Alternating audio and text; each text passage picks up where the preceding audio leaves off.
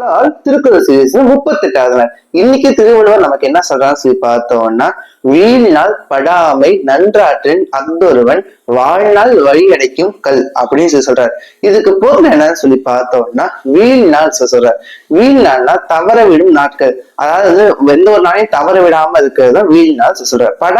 படாமைன்னு சொல்லி பார்த்தோம்னா தவற விடாம அமைபவன், இல்ல தவற விடாம அமைத்துக் கொள்ளுவன் சொல்லி சொல்லிட்டு நன்றாற்றின்னு சொல்றாரு. நன்றுனா நல்லவை, ஆற்றின் அப்படி சொல்றா செய்பவன் சொல்லி அர்த்தம்.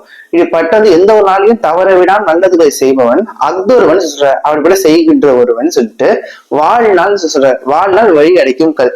வாழ்நாள்னா வாழ்க்கையை குறிக்கக்கூடியது, வழி அடைக்கும் கல் பார்த்தோம்னா இறந்ததுக்கு அப்புறம் நம்ம ஆத்மா மறுபடியும் மீண்டும் மறுபிறப்பு இருக்கிறத குறிப்பிடுறதா உரையாசிரியர்கள் சொல்றாங்க. அதாவது இந்த மாதிரி நல்லதுக்கு செய்து ஒருவனுக்கு பார்த்தோம்னா அவனுக்கு அடுத்த பிறவிங்கிறது இல்லாம முக்திங்கிற நிலை அடைவான் அப்படின்னு சொல்றாரு.